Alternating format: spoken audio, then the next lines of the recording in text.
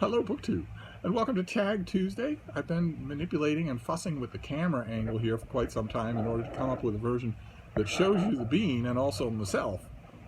There's the bean on her pillow, surveying her kingdom. I have a number of tags that I want to do that have sort of caught my interest.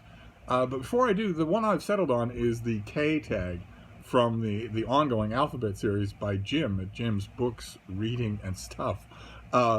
But before I get to that one, I wanted to mention a tag that a great many of you have emailed me about. I leave my email on every video. That is not a dummy account. That is not a Hotmail account. That's not something I check once a month. It's not a merch store. It's not managed by somebody else. That is my inbox. Feel free to email me at any time on any subject that you want. Whether it's a response to a video of mine or a question or just kvetching. I'm here. I get a lot of emails in a day, and quite a few of them are business related or work related, so those tend to take precedence, especially if they're time sensitive. So you have to be a little bit on the understanding side when it comes to how fast I respond or how in depth I respond. And by the same token, I mean, it's a part of the same problem. If you send me an email, no matter how friendly it is, that's 1,500 words long, my brain, when I open it, my brain is automatically going to categorize that as work and unpaid work. And when your brain develops categories like that, that's where things end up. That's all.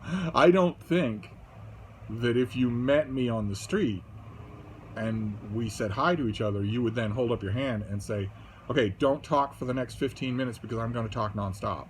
I don't think you would do that. So a 1,500 word email is the email equivalent of that, and it's not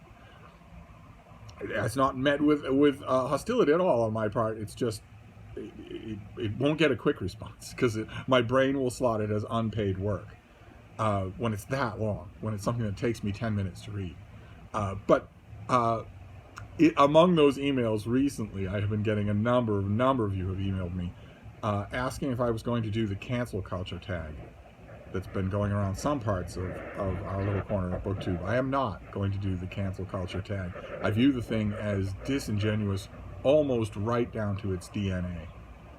I don't think that any of the questions in the cancel culture tag are asked in good faith.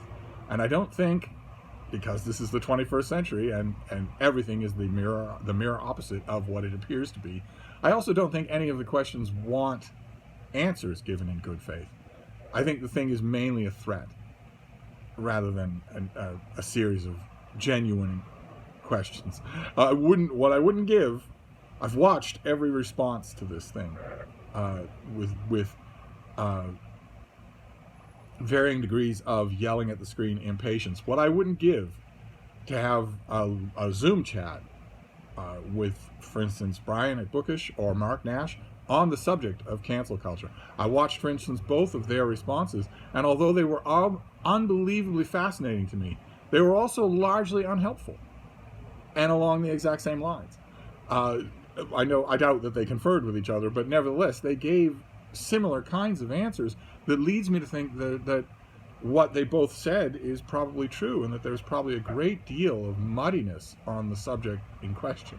I would love to have that conversation. It'll never happen, but nevertheless, I'm not going to do the tag. There's no point whatsoever. I know the tag starts off very ostentatiously, very virtue signaling, by saying the first thing you should do is tag people with whom you think you would disagree on this subject.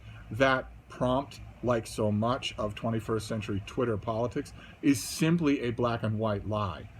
You are not to tag people that you think might disagree with you on any of these subjects. You are to cancel them.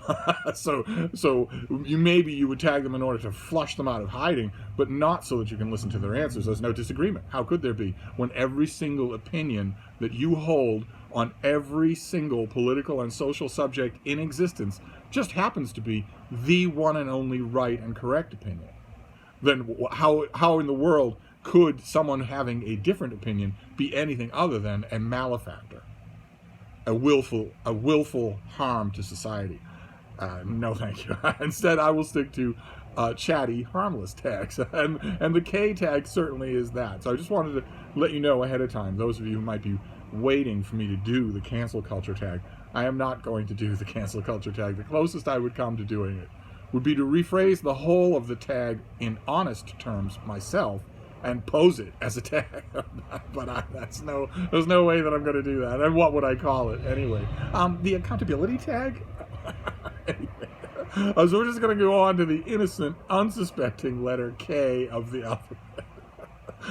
The first K is for Kite Runner. Have you read the Kite Runner? I'm going to skip that part of the question because it wasn't directed at me. Jim's throwing these tags out into the wilderness. He isn't asking me if I've read one of the best-selling contemporary novels of the last 30 years. He's just throwing the question out there. But the follow-up question is, what did you think about the book? I thought it was terrible. Ham-handed, just mechanically manipulative, no interest in the characters whatsoever, no interest in... It's all primary color, what would be the term? Hardship porn. And also what I would consider to be a really strong precursor of the blight that afflicts us all now, which is autofiction. Critic-proofed autofiction, where a writer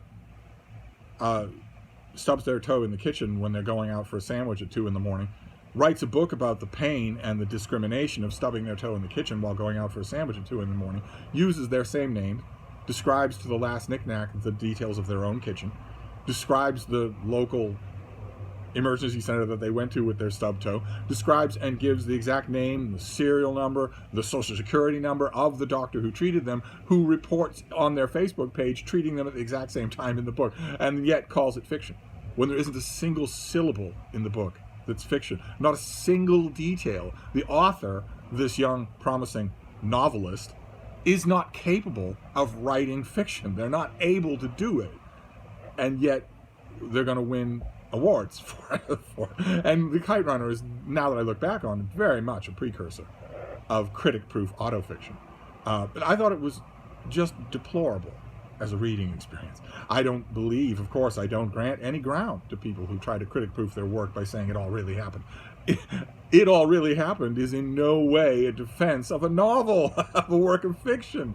It all really happened that way is in no way a defense of a work that's supposed to be fiction. So I'm going to try not to rant my way through this whole tag. I've got a little bit of residual rant energy left over because one of you said that you expected that when I did the cancel culture tag, my video would be 3 hours long, and you wouldn't be wrong. It certainly would be, but I would be canceled. The whole point of the cancel culture tag is to flush out of hiding people that can then be canceled. People who don't think in lockstep, people who wrong think, from the absolute perfect moral and social awareness of every single moral, social, and political subject that exists anywhere in the universe. You might think that's a plenary of opinions. No, there's only one correct opinion on any of those subjects. And we just happen to have it.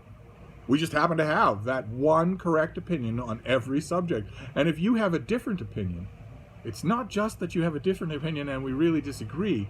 It's that you have a different opinion and so you're literally Hitler and you shouldn't exist. Not only in the public square, but in the world. Because we don't accept apologies. So even if you changed your mind and apologized, we don't accept apologies. No one ever makes apologies and no one ever accepts them in the 21st century. As you can tell, I have some residual rant energy left over from that, but I'm going to try to get through the rest of this without ranting at poor Jim, who did not set this up to be ranted at. So what is the next question here? K is for Kafka. Should be on some pretty safe ground here. How does a writer who never finished a novel so permeate our culture as to have an adjective named after him? What is your favorite of Kafka's novels? Here I'm going to give a very unimaginative answer and say The Trial. But I can answer, if the first question is not rhetorical, I would like to answer it. I believe there is an answer to why Kafka has become so tightly entwined with the 20th century. And it's not an answer that any of his fans are going to like. And keep in mind, I am a fan. I love Kafka. I think he's fantastic. But my answer to why he's become so deeply entwined is that he wrote short works. And so that is guaranteed to get them taught. And the reason it's guaranteed to get them taught is not just because those are works guaranteed to have been read by the people who are running the education department. It's also that if it's short, if it's 100 pages long, you have a chance that the boys, the guys in your class, will read it, will actually read it. Kind of comical. I'm at the 10-minute mark. The first 2 tries I did at this, I got to 4 minutes, and there was an explosion. People caught in flames, fire engines, sirens going off. And then I got to the 6-minute mark in my second try, and there was another explosion. Full-blown explosion, curtain blowing out, people caught in flames, writhing around on the sidewalk, and screams and cries, and I think gunfire. Now I'm well in, so petulant horn honking I'm going to let go. But anyway, that's my answer to Kafka. Sorry, I'm distracted by the background noise. Those of you who are new to the channel, I live in a war zone, an active war zone. There are rebels over the border just in that direction and also just in that direction. There are constant police actions, lots and lots of drone activity, lots and lots of war helicopters. So it is the noisiest place anywhere in the world. And I don't notice it when I'm not making a video, because it's like that old line from the Blues Brothers where they're living right next to the L, and a character notices how thunderously loud the L is and says, how often does that go by? And they say, so often you won't even notice it.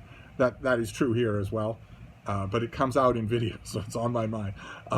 So we'll move on, since this is getting to be a touchy video. We'll just move on, and we'll hope for smooth sailing from here on out.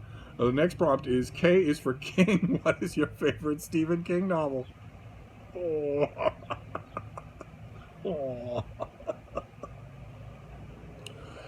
Oh. The bean has a new facial do, as you can see. Oh. We trimmed her facial hair. I trimmed her snout, her whiskers, her actual mustaches. I trimmed them just a bit because I noticed that they had matted strands of fur. I was trying to comb it, and the comb wouldn't get through them, and it has to be itchy and uncomfortable for her.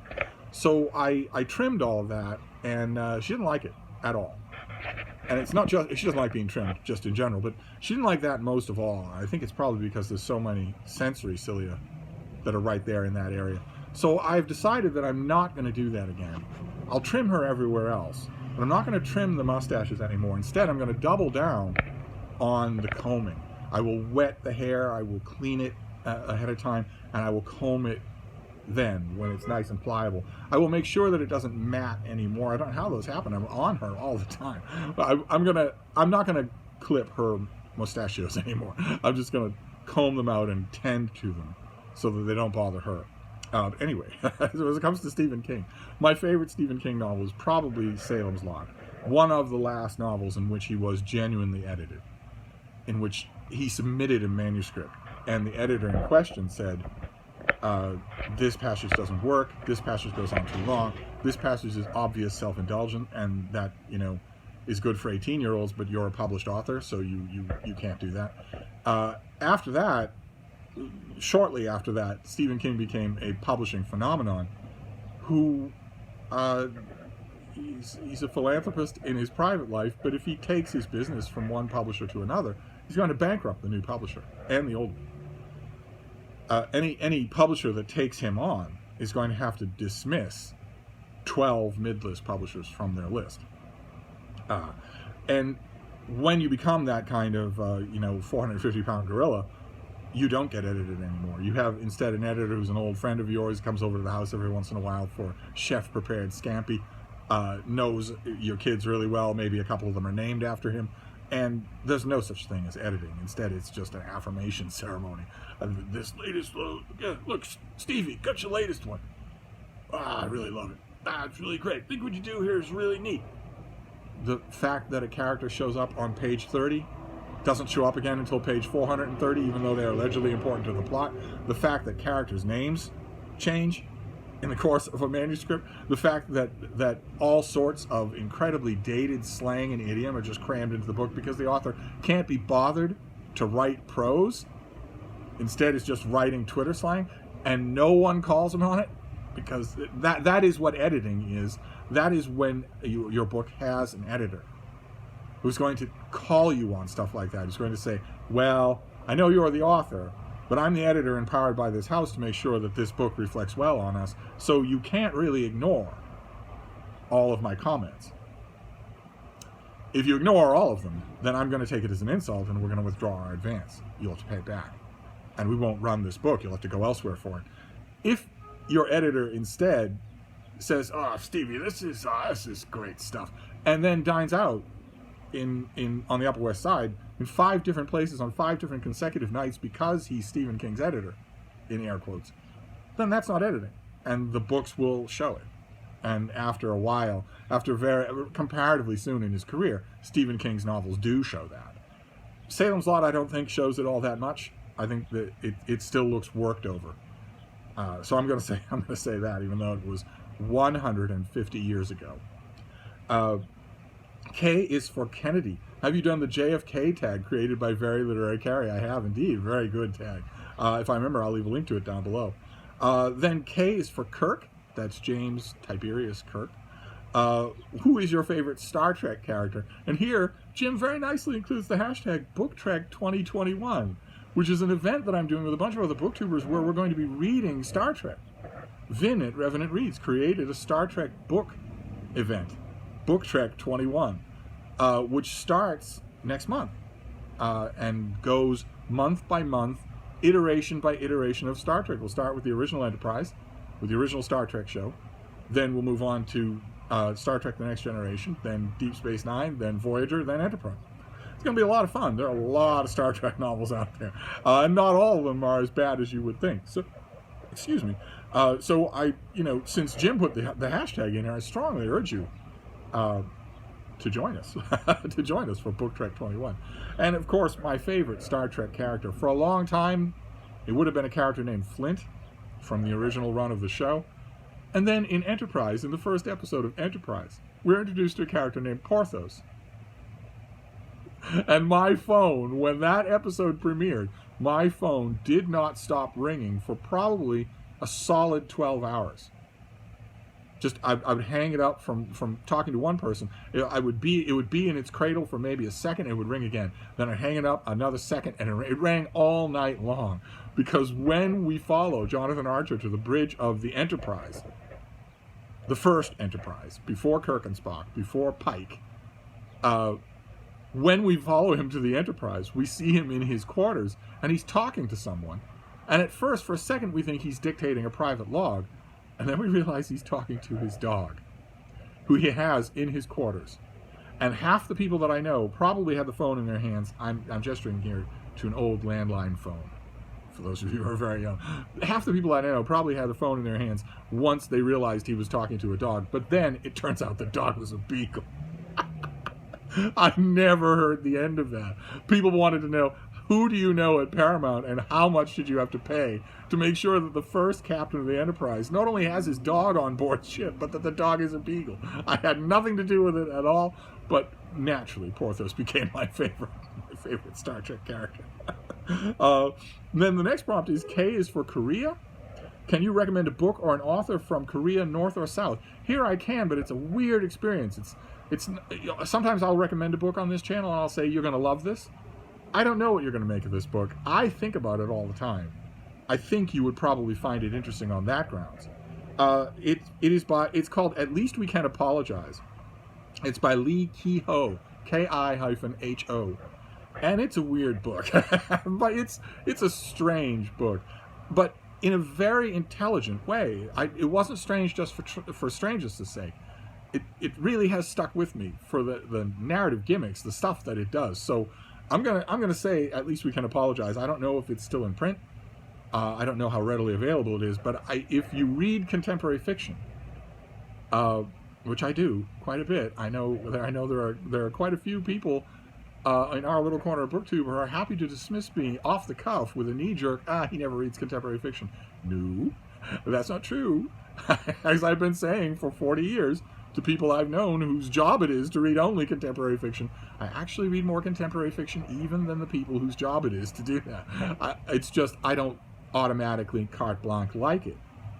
That's not the same thing as not reading it. But if you read contemporary fiction, I think you would find this worth your time, even if you end up like me, not really knowing what to make of it. And I forget, off the top of my head, I forget which Korea Lee Ki-ho is from. I don't remember North or South. I'm assuming South. but one way or another, I know that he's Korean. Then the next the next prompt is K is for Kindle. What are you currently reading on your Kindle? Now, this is a long subject for me. It's actually something I've been meaning to make a video about myself, because I got a Kindle once upon a time. I got a little Kindle Paperwhite for steal. And Kindle says for what you get. I got the cover as well. But for what you get for this device, I think Kindle sells them for $70. And if you have an Amazon account, you get it in a day. And for what you get, it's a steal. And so I got one of these things. I realized that I had an old Barnes & Noble Nook black and white e-reader. This is an e-ink reader. So this is not the blue screen of your tablet. This is e-ink Pros. So it's designed, it's not backlit. It's meant to be much easier on your eyes than reading on a tablet would be. And that's why I got this thing. And a lot of you cheered when I did, because a lot of you live on your Kindles. And I started it. I started reading on it and I really liked it. But then I missed the color. I, for some reason, don't experience the eye strain of reading on a full color tablet that a lot of people complain about. I watched a lot of videos about getting a Kindle, which Kindle to get, that sort of thing. And all of them mentioned the eye strain that comes from reading blue light backlit tablets. I don't appear to get that eye strain because I've read on tablets forever and ever. I had an old iPad 2nd generation. I must have read, I don't even know, 2,000 books on that thing, and I got lost in the books. That's one quality that I noticed about e-reading that I was worried about. Sorry, I'm blocking the bean there. I worried that if you were reading on a screen, you wouldn't be able to get lost in the book the way you do with a printed book. I absolutely can. So I was not sacrificing that element of the experience at all. And that was a great relief. And at the same time, I noticed that I wasn't experiencing any eye strain. And after a while reading on this thing, I missed that.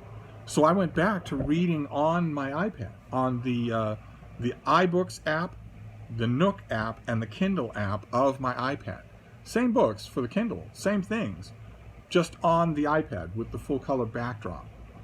And I kind of thought that would be the end of it, that I would just do that. But then I noticed, just periodically, I noticed it last year and went back to this for a little while. And then I just recently, just in the last month, I've noticed it again, that some of the other things that people say as a drawback to reading on the iPad are true.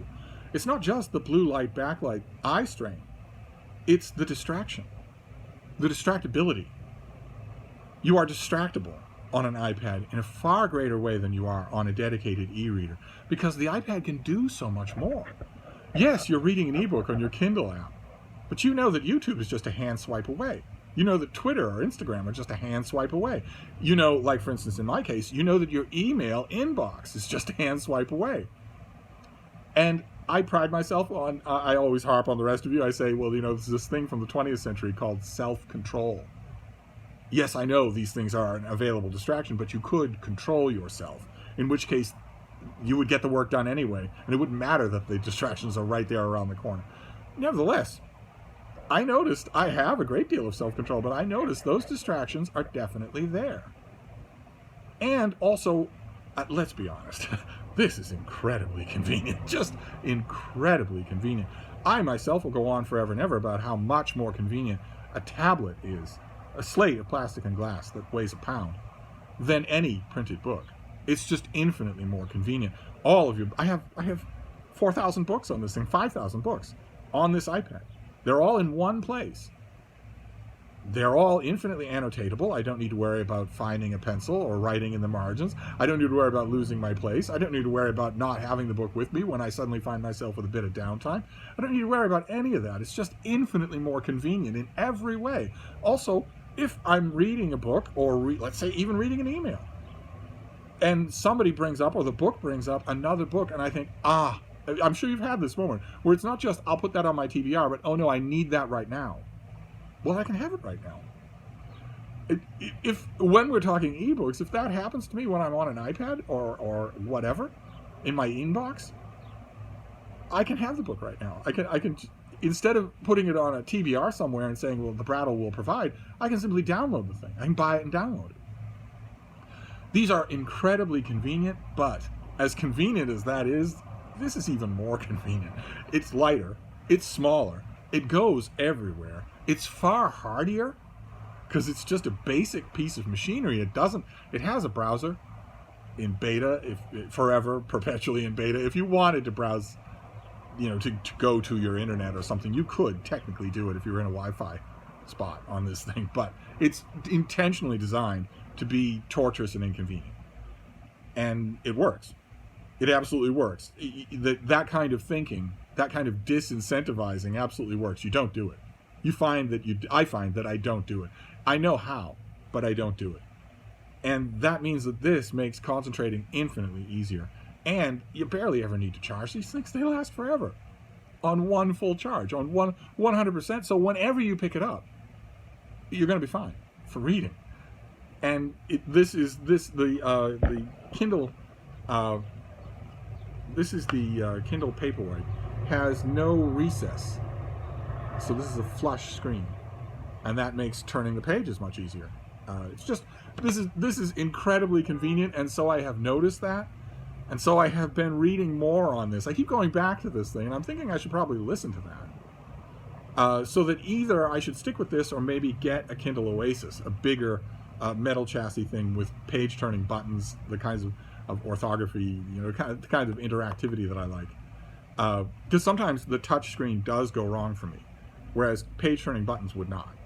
I'm thinking about that. That's on my mind. I think maybe the next, every once in a while, I will get a book reviewing commission check that took the slow boat from China to get to me, so I don't even remember the job that did it. It's not money that's planned for or waited for or budgeted in any way. And sometimes when I get a check like that, instead of just plowing it into a bank account, I will spend it. And I think the next checky poo I get like that, I will probably indulge in a Kindle Oasis with a cover. But even here, another thing that I worried about was that I still haven't mastered the knack of transferring EPUB ebooks from my desktop to this device. I'm still not 100% sure how to do that. I don't think I've ever successfully got it to work. I know that it must be possible, but I don't think I've ever made it work. I would like to. I would like to be able to transfer all the contents of the Nook, of my Kindle library on my laptop to this device. That would be incredible to have a library that size on this thing. There are probably many, many instructional videos that teach me how to do it that I just haven't found yet. But one way or another, even without that, I've noticed two things in particular. One is Kindle Unlimited, which I have. I subscribe to Kindle Unlimited, and that's kind of a library program where you can have 10 ebooks out at a time. There's a huge amount of stuff that's in the Kindle Unlimited library. All sorts of new releases, all sorts of old releases, where you pay the subscription fee, much like an old subscription library in Jane Austen's day, and you get so many books. You can have 10 books out at a time. If you want an additional book from Kindle Unlimited, you have to return one. And I found that I'm constantly reading books in Kindle Unlimited. Constantly. And also, there's NetGalley. On the website, those of you who don't know about it might want to look into it, especially if you're interested in trying your hand at book reviewing. NetGalley is a site where publishers offer electronic galleys of lots of forthcoming books. And a lot of times, they don't require you to have much in the way of formal reviewing credentials to set up an account and at least qualify for some of them. And I qualify for some. Every once in a while, I will still get a message from a publisher saying, sorry, we've decided that you don't qualify. I always find that funny. And the only reason I don't get angry about it is because I know other professional, constantly publishing mainstream book critics who also are occasionally turned down for titles. So you want to say to them, I want to email NetGalley and say, okay, what more do I need to do here? But I don't. I qualify for a lot. And I set up NetGalley so that it sends those ebooks directly to my Kindle account. Those show up on here as well. That's a lot of reading. Between those two things, even not counting the ebooks,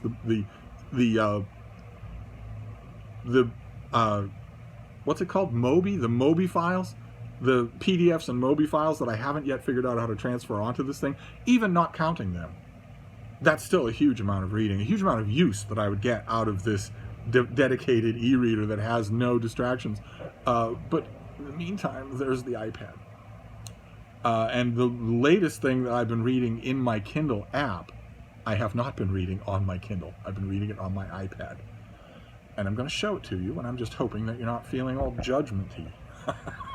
This is by K.L. Hires. It's called Accidentally in Love. And this is, as you can tell from the cover, I'm not going to say that this is tentacle porn.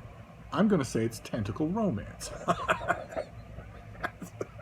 It's fascinating in a way that a lot of these subgenres of obviously gay fiction, although I'm not sure that it's gay since one partner is not human, but there's this subgroup, a couple of subgroups of contemporary, mostly online only, mostly self-published gay fiction, where it's not just that two guys or relatively male characters fall in love. It's that they exist against a backdrop of a different world.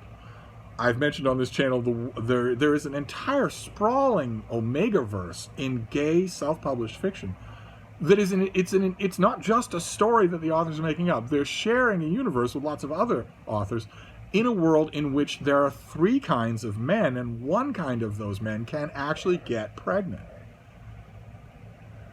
by the alphas of that world can impregnate another kind of human. And some of these books work out what all the ramifications of that would be. Some of the world building, in other words, is a lot better than you would think.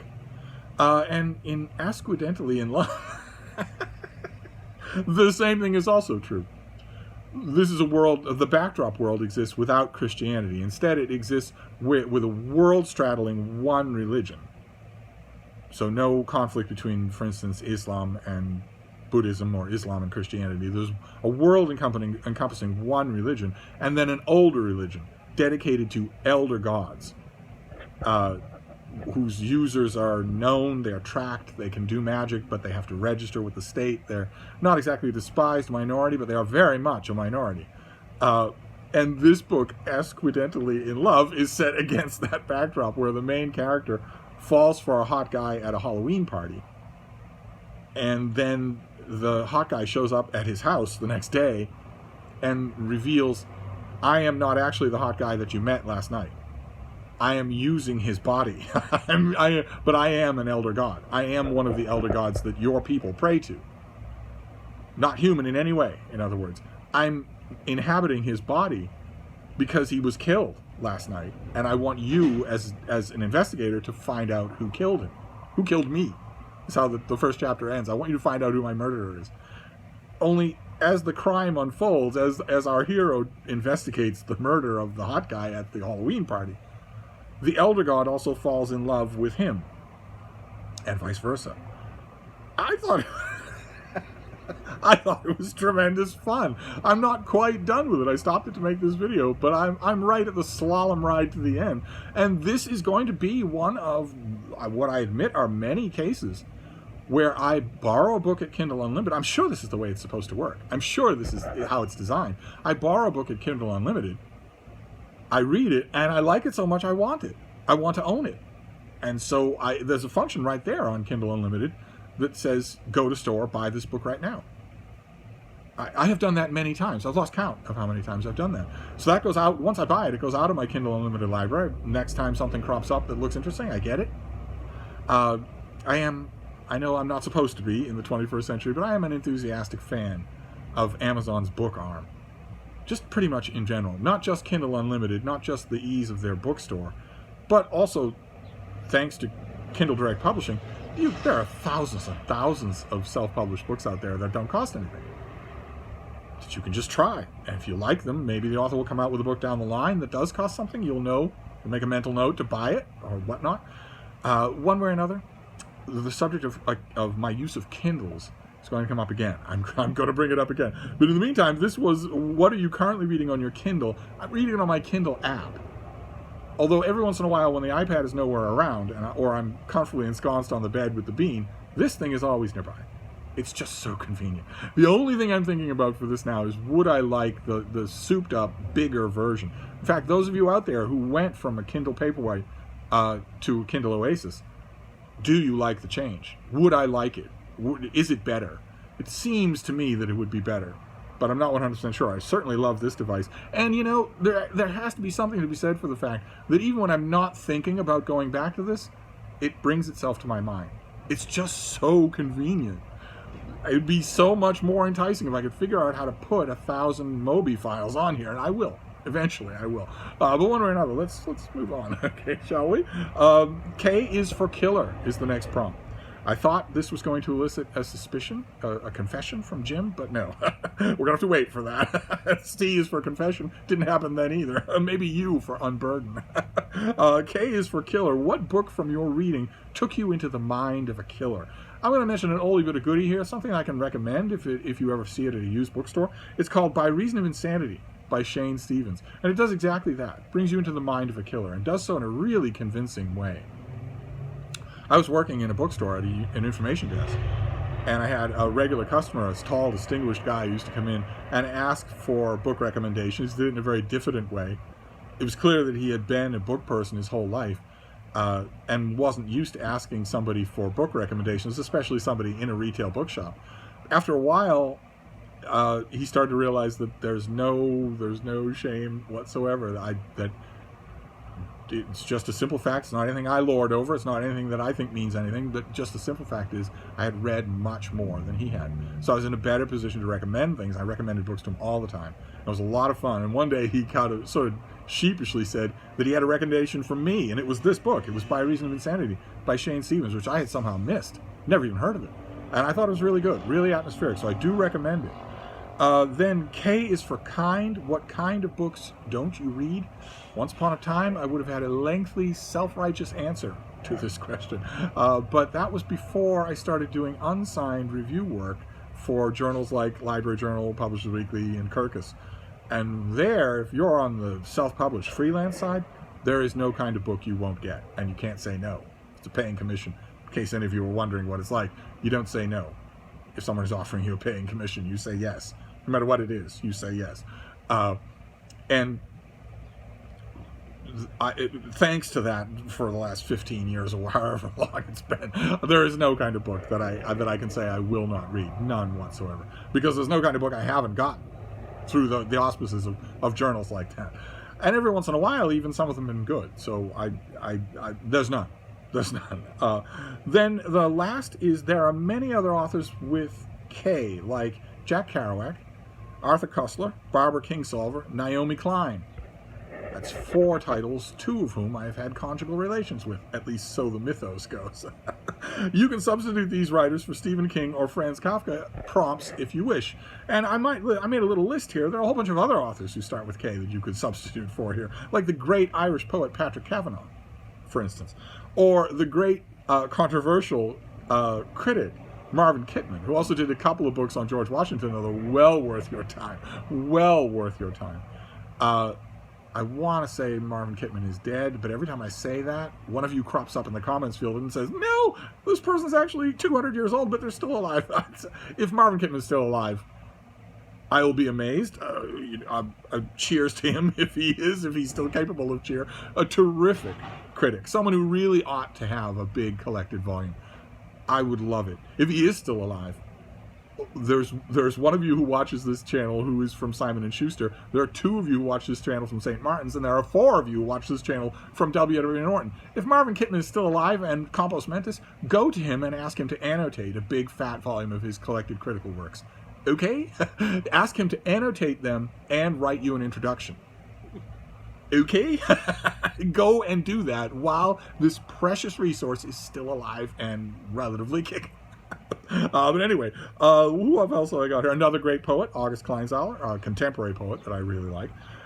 Giles Christian, writer of absolutely rousing Viking fiction, who's moved on, does all sorts of really terrific action-oriented historical fiction. If you, for instance, know a late teens, early 20s young man, who's a reluctant reader and you'd like to get them to always have a book with them, you'd like to get them enthused about a book, find one of Giles Christian's Viking books and give it to this kid.